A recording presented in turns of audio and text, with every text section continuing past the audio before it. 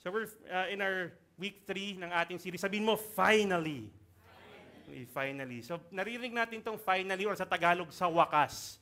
Yung halimbawa, single ka, di ba? Tapos nagpe-pray ka kay Lord. Lord, serve naman ako sa'yo. Lord, gusto ko na mag-asawa, di ba? Nakilala mo na siya.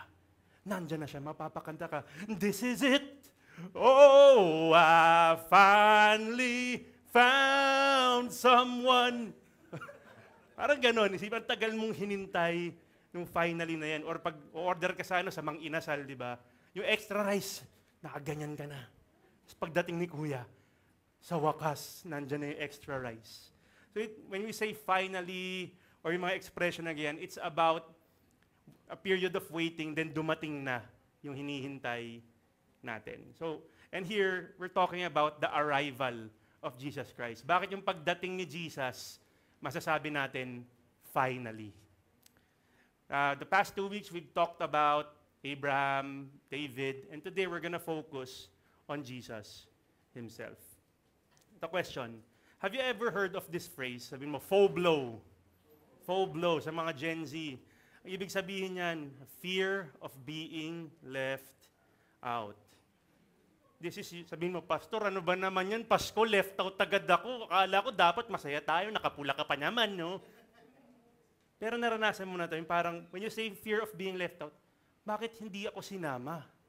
Nakita mo yung mga kaibigan mo, nag-outing sa Facebook, di ba? Nandun ka naman sa group chat, pero ba't wala ako dito? May iba bang group chat kung ano iniisip mo, di ba? Or nakita mo sila, may reunion yung batch nyo nung high school. Teka, ba't lahat sila may batch shirt? Ako lang yung wala. So yung fear of being left out, yung parang di ako kasama, di ako na-invite. Naranasan nyo na ba to at some point? Lalo na ngayon, di ba may social media na makikita mo, tapos hindi ka pa nakatag. Sakit, no? We feel faux blow when we are not part of the plan. And in the past, we talked about God's plan through David, through Abraham. Well, some of us, we've been encouraged, and some of us probably are thinking, si David yan si Abraham yan, di naman ako ganyan Wala akong faith tulad ni Abraham. Hindi naman ako pinangakuan ni Lord na magiging father of many nations. Hindi naman ako tulad ni David na pumatay ng higante gamit yung slingshot. Paano ako maging part ng plano ni Lord? May kailangan ba ako gawin para maging part ng plano ni Lord? Or kasama ba talaga ako? The question we'll try to answer this morning is, how are we included in God's plan? And today, as we look at Scripture, my prayer is that we will all see God's heart for each of us and how we are all part of His plan of salvation and redemption. Let's all stand for the reading of God's Word.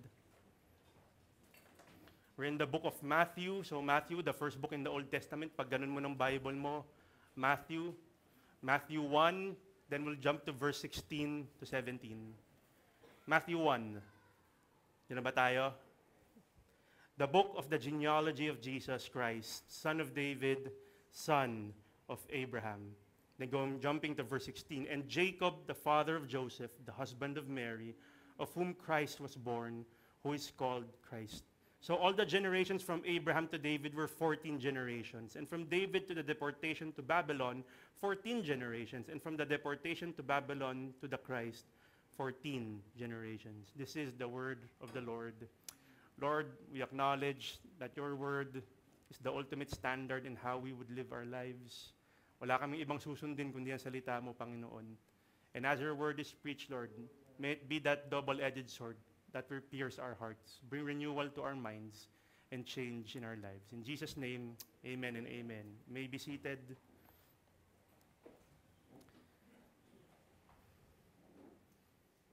So the Gospel of Matthew. Diba we've been talking about this na Matthew, ang audience niya yung mga Hudyo, yung mga Jews. And some scholars would say that this was written during a time where the Jews, parang tingin nila yung may hari sila, and yung hari na to, kiniklaim niya, ako talaga yung king ako yung Messiah. So Matthew, being a disciple ni Jesus, he had to disprove that.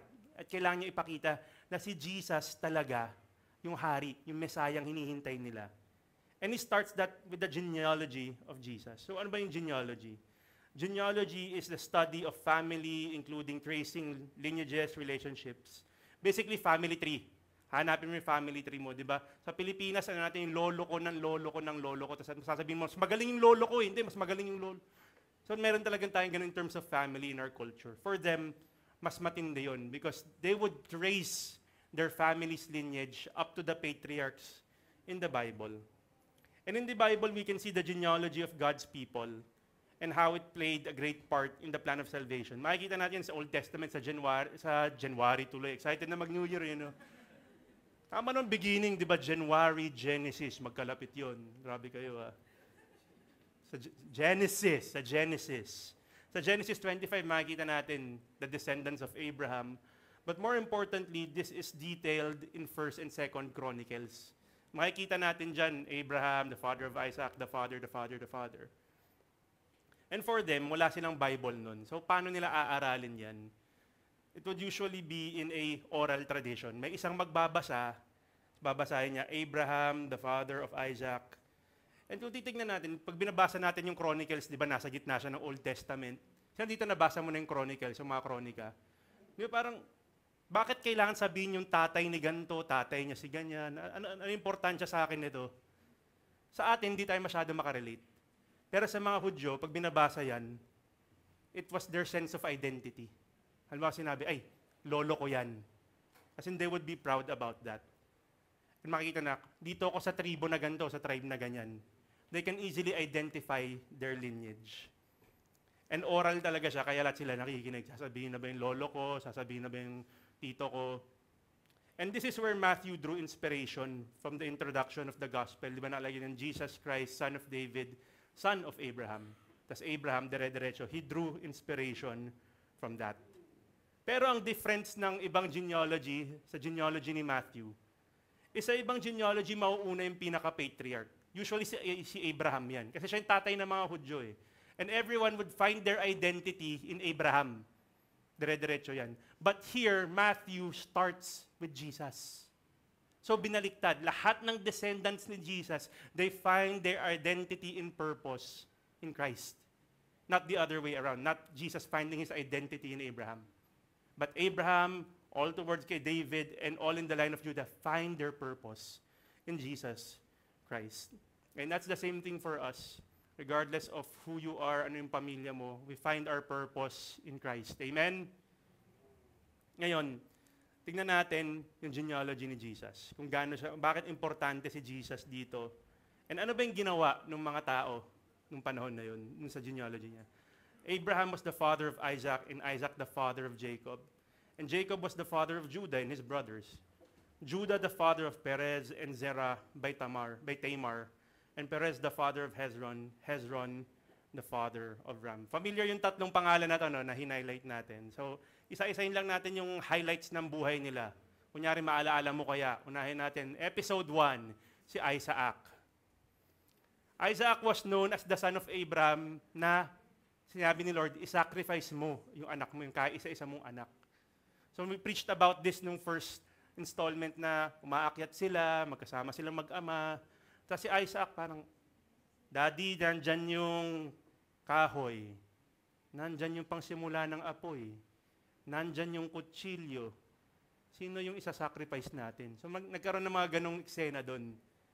And not only was he known to be the son that was to be sacrificed, siya rin nung tumanda na po siya, siya yung bata na diniceive, siya yung tatay na diniceive ng anak niya, ni Jacob.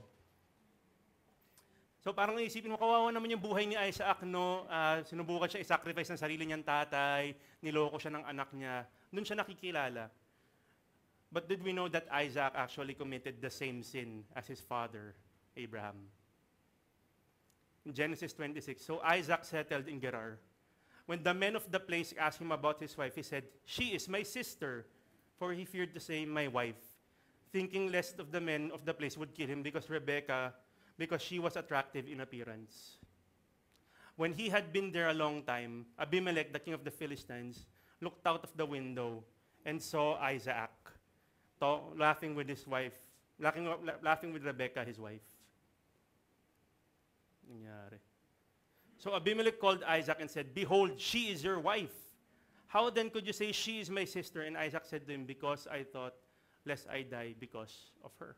You know the story of Abraham when he and Sarah went to Egypt, yun din sinabi niya, kapatid ko siya. Salamat nila, asawa mo. So what we can see is, inulit niya lang yung ginawa ng tatay niya. So, okay, parang interesting to, di ba? May ganun pala si Isaac. He is also imperfect. But what about his children? Kasi kung si Abraham, ginulit ni Isaac, yung ginawa niya, what about the children of Isaac? Paano yung mga anak niya?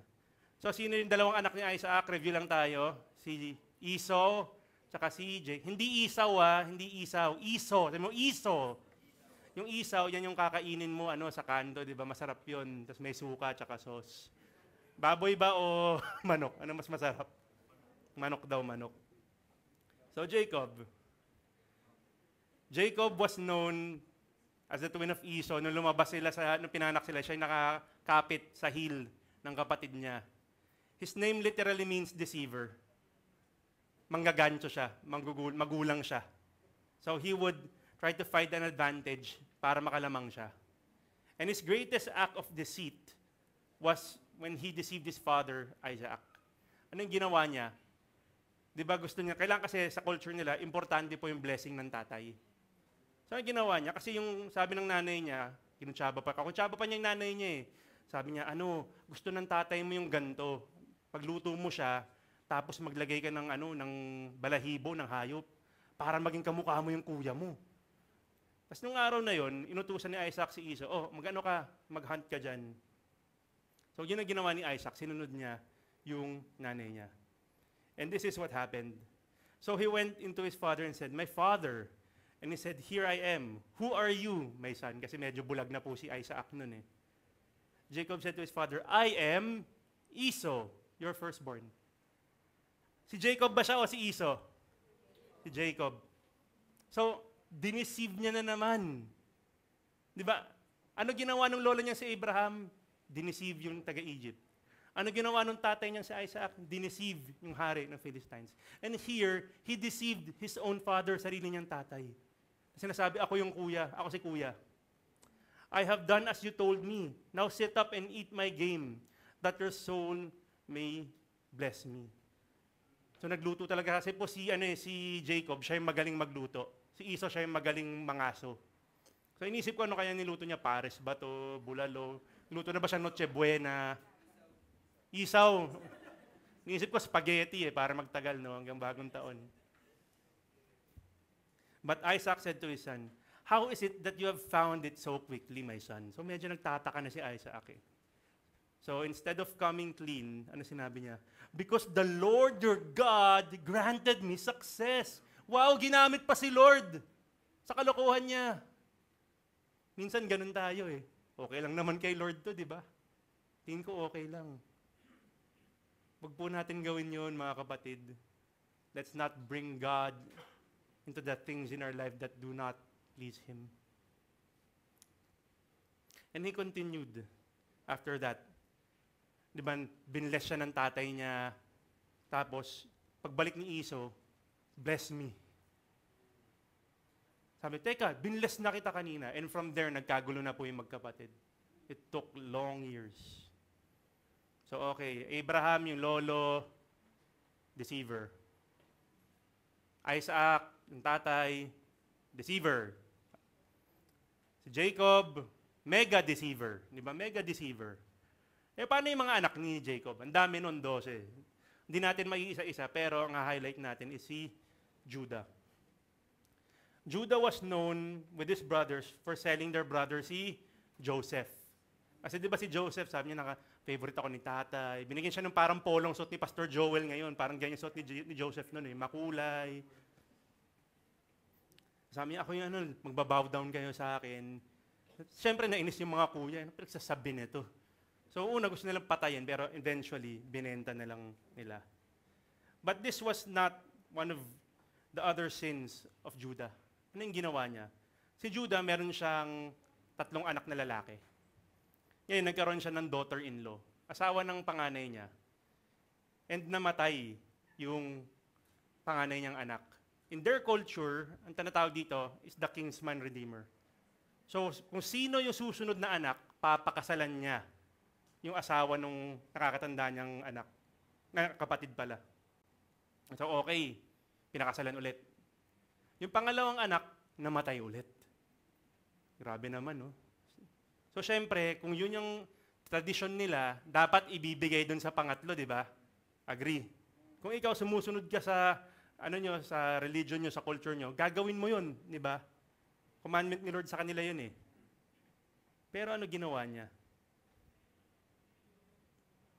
And Jacob, the father of Joseph. Hindi yan. Skip tayo.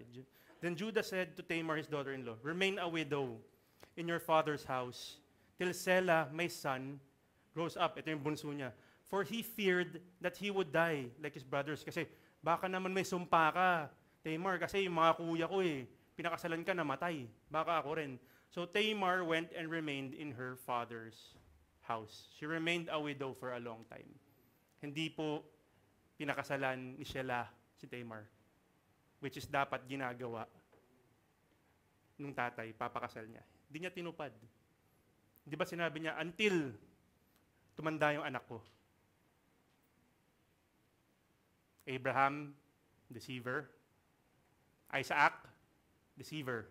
Jacob, deceiver. Judah is a deceiver.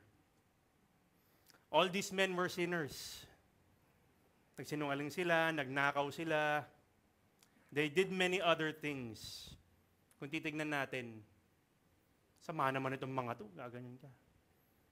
But that's not the focus of what is written. Despite the things they did, God still used them to carry out His plan. So what happened to them? God blessed Isaac with the same promise of Abraham, telling him that his offspring would multiply. Si Jacob, he was reconciled with his brother, si Esau, nagkabati sila. And God changed his name to Israel after a wrestling match.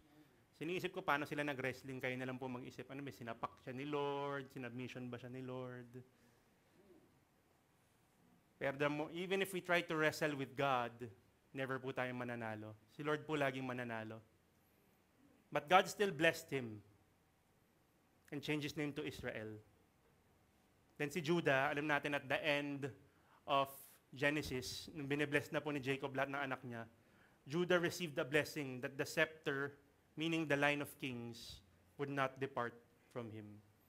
And through the lineage of Isaac, Jacob, and Judah came Jesus Christ. And Jacob, the father of Joseph, and the husband of Mary, of whom the Christ was born, of whom Jesus was born, who is called the Christ. Makikita natin, how did God use them? It's because of Jesus. It's never about how good we are, gaano tayo kabait, gaano tayo kabuti, gaano tayo kadalas magsimba, ilang activities yung inattenda natin, but it's only because of Jesus. We are part of God's plan through Jesus Christ, who came through sinners for sinners. Ginamit ni Lord yung mga makasalanang tao sa plano niya para iligtas ang mga makasalanang tao. So gaano kakasalanan, tingin mo sa sarili mo, kaya po tayong gamitin ni Lord. Tingnan mo yung katabi mo. Tingnan mo yung katabi mo. Sabihin mo, makasalanan ka. Hindi, sabihin mo, makasalanan ka. Pero gagamitin ka ni Lord. Yung iba tumigil lang makasalanan ka. Yung ni Lord. Yung Lord. That knowing we are part of God's plan through Christ. What does this mean? What does Christ mean for us? What does Jesus mean for us?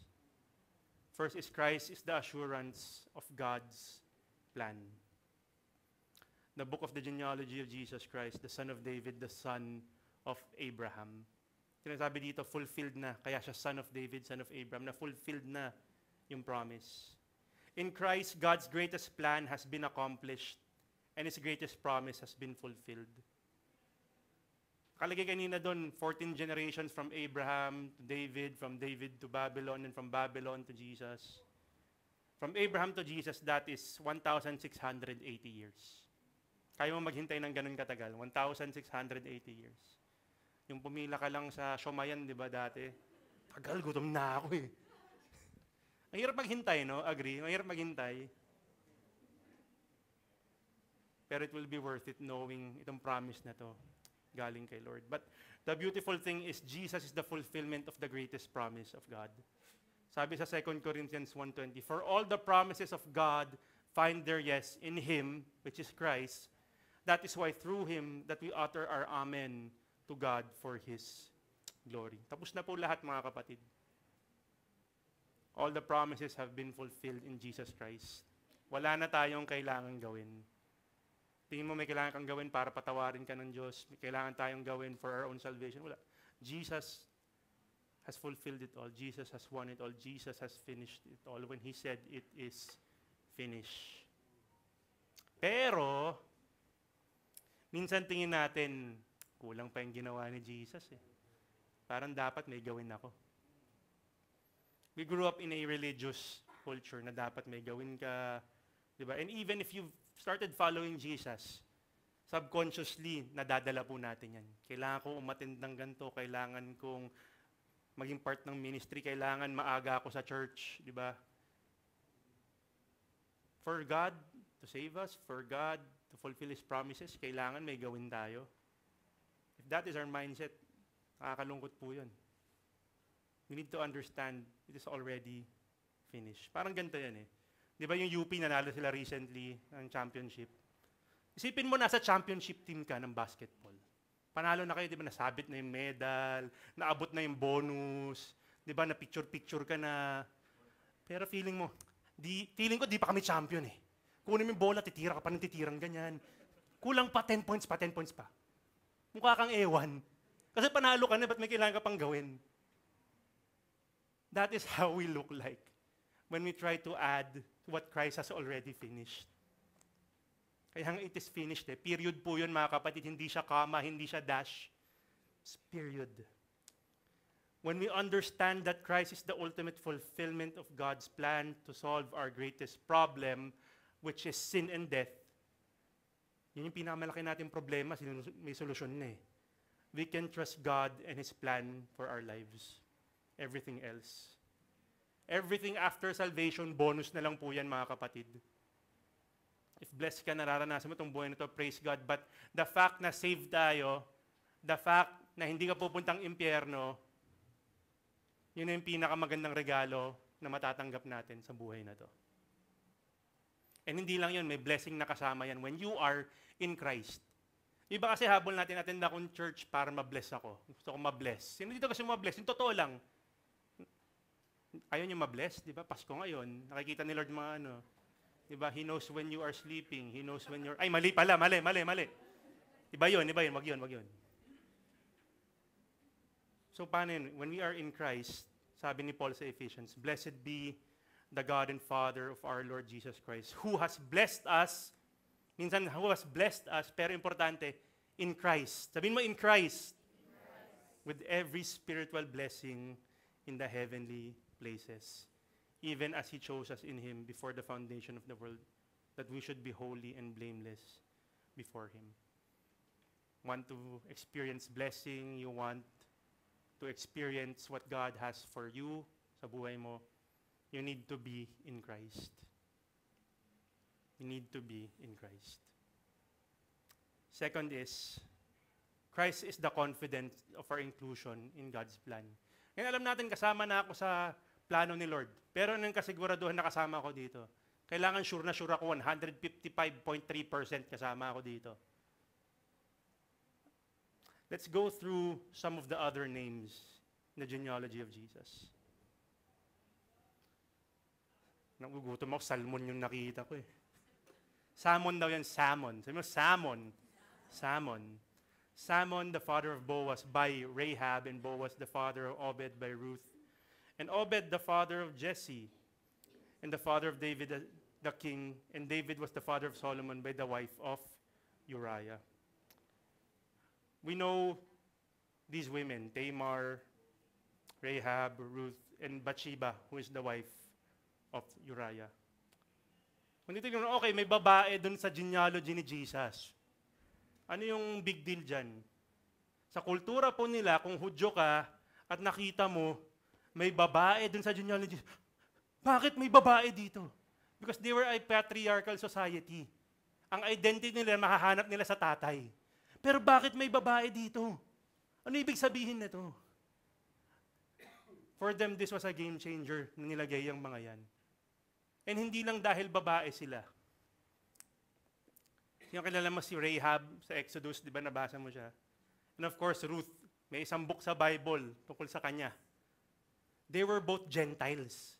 Hindi po sila Hudyo. And at that time, for them, pag hindi ka Hudyo, hindi ka kasama sa plano ni Lord.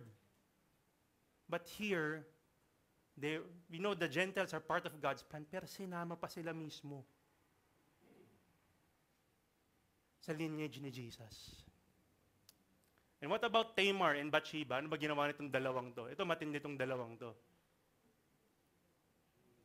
Si Tamar, alam niyo yung ginawa niya? Di ba, alam natin, hindi pinangako, di tinupan ni Judah yung pangako niya eh. So one day, nagpanggap siyang prostitute. And to cut the long story short, may nangyari po sa kanila ni Judah at nabuntis ni Judah si Tamar. Sinadus niya. And we all know Bathsheba, nangyari kay David. Kung titingnan natin, napaka-scandalous naman ang ginawa nitong mga babaeng to, makasalanan sila. But they are right there in the genealogy of Jesus. And we will see more in the following verses. Verses 6 to 11, David, Solomon, Jehoshaphat, Hezekiah, Josiah. Kilala natin itong mga to. These are kings. Itong mga kings nandito, iba sa kanila good kings, iba sa kanila bad kings, pero mga hari sila. They were royalty. Tapos paglipat mo dun sa kabila, hindi ko nga ma-pronounce yung mga pangalan eh. Diba? Shealtiel, Zerubbabel, meron akong kilala pangalan niya David. Meron akong kilala pangalan niya Hezekiah. Meron akong kilala pangalan niya Josiah. Meron bang pangalan Zadok? Ano to? Sandok, di ba? Meron bang pangalan Akim? Di ba? Meron bang pangalan Abiud? Meron nga kilalang ganun yung pangalan. The people in verses 12 to 16, sila yung di natin kilala, pero nandyan sila. When we look at the list of generations from Abraham to Christ, this shows that God works through a wide variety of people. He chooses all kinds of people. Royalty, kings like David and Hezekiah. People whose names are associated with sin like Tamar and Bathsheba. Gentiles like Ruth and Rahab, who have no right to be in a Jewish lineage. And those names that we only see in Matthew 1, mga obscure names. Wala tayong idea sino itong mga to. And even simple individuals like Joseph and Mary. Kanina, di ba, other genealogies, we talked about it, find their purpose sa patriarch. But these people, regardless of their background, God used them because of Jesus Christ. Regardless of what your background may be, mayaman ka, mahirap ka, makasalanan ka, you are part of God's plan if you are in Christ. Si Jesus po ang greatest equalizer natin. Walang mayaman, walang mahirap, walang maputi, walang maitim, walang matangkad, walang maliit. Pag tumatawa yung iba, alam ko iniisip nyo. But all of us find meaning in Jesus Christ. With the genealogy of Jesus Christ. God's plan can involve anyone regardless of status or background. God takes notice of each of us and can use us in His plans. And knowing na si Lord hindi niya tinitignan yung kung nakatapos ka ng pag-aaral mo, kung saan ka graduate, magkano yung sweldo mo, ano yung trabaho mo. If you have surrendered your life to Jesus Christ, when He sees you and me, He sees Jesus.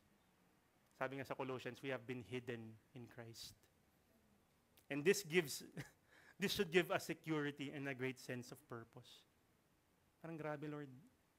Anak mo ko. When was the last time you just stopped and marveled? Lord, thank you. Sino ba ako? Pero I get to talk to you every day. I get to experience your goodness. Sino ba ako? Ano ba ginawa ko? Alam ko lang makasalanan ako. And that deserves death. But because of Jesus Christ, diba? We get to experience the love of God. Galatians 3:27-29. For as many of you as were baptized into Christ have put on Christ. Kung ikaw, follower ka na ni Jesus, you have put on Christ. Tinanggal mo na yung mga makasalanan na parte ng buhay mo at sinuot mo na si Jesus. There is neither Jew nor Greek. There is neither slave nor free.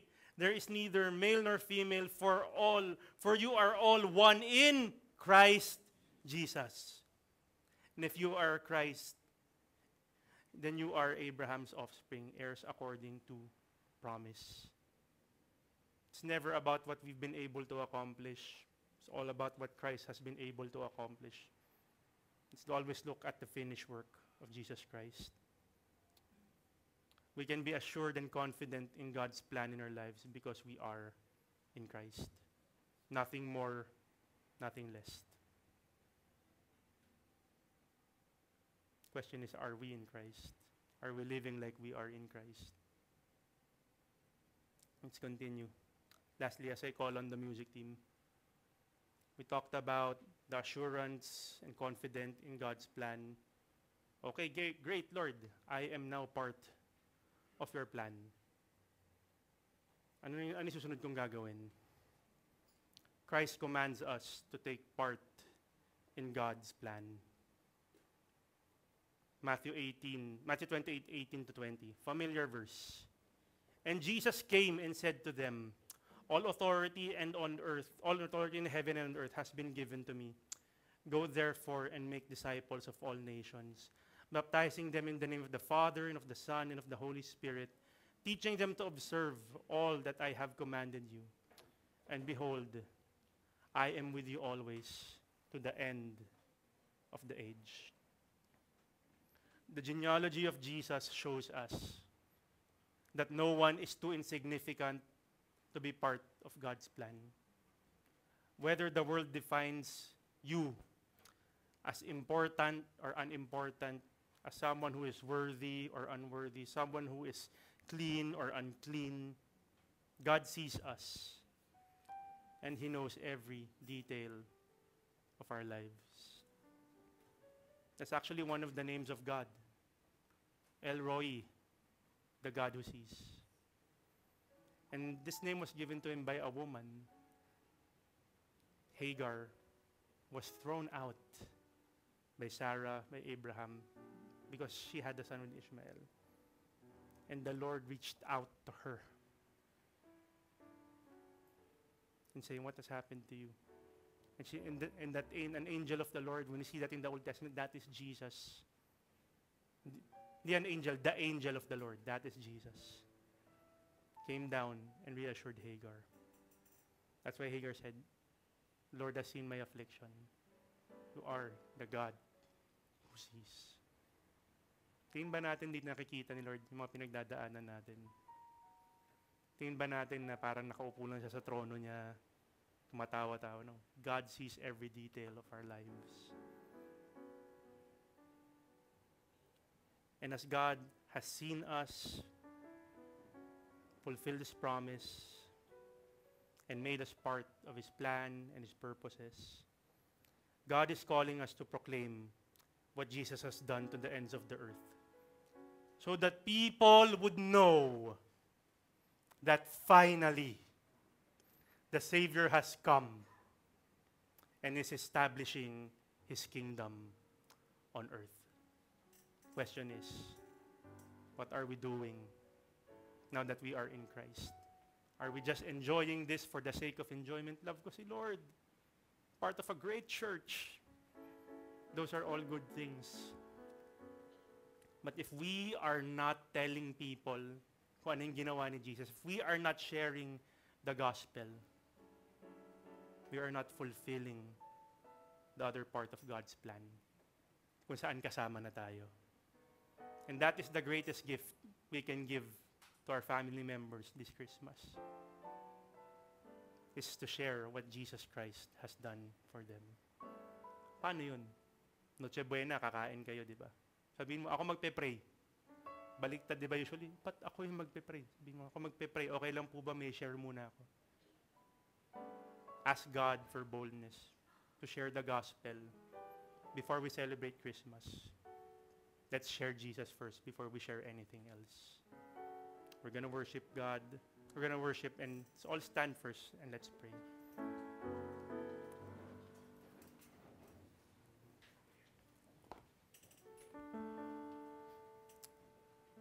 Lord, thank you for being such a loving God.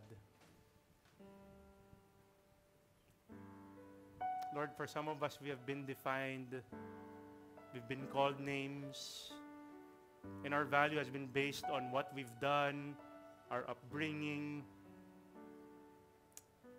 But Lord, thank you. Thank you for sending Jesus. That in Christ, we are made whole. In Christ, we are loved. In Christ, we are healed. In Christ, we have purpose. And in Christ, we are her children. And Lord, as we celebrate Christmas, may we celebrate it from a position that we have already received the greatest gift that we will ever receive in this lifetime, which is Jesus Christ himself. And Lord, may you just be the King of our lives. May we always have a reason to celebrate, whether it's Christmas or not. But may we celebrate Jesus each and every day. Amen and amen. Let's worship the Lord. Hi fam, if you've been blessed and encouraged by this message and would want to take part with what God is doing through Rain Church, you may do so through these giving channels. And to give an encouragement about giving, here's a short exhortation from one of our leaders. God bless you as you give. For our time of giving, let me read on Acts chapter 20, verse 35. Sabi dito, in all things, I have shown you that by working hard in this way, we must help the weak and remember the words of the Lord Jesus, how he himself said, it is more blessed to give than to receive. Sabihin mo nga, it is more blessed to give than to receive. And so, let us be reminded doon sa instruction. Si Paul to, si Apostle Paul nagsasabi nito. And yung instruction na yun, para sa ating lahat yun, na in this season, di ba, generosity and gratitude is much more important rather than the gifts and rather than the conversations na inaano natin sa pamilya natin. Okay ba yun? Alright. So, let's pray. Panginoon, we dedicate to you, Lord, whatever we receive. Lord, this Christmas, I pray na we practice generosity. And Lord, we live out yung puso na punong-puno ng gratitude, Panginoon. And Lord, I pray na hindi po kami magsasawa, Lord, na maging grateful sa iyo, Panginoon. As we start the year, Lord, 2025, Lord, we will begin it, Lord, with a heart that is thankful to you every single day. Maraming salamat, Lord, in Jesus' name. Amen and amen.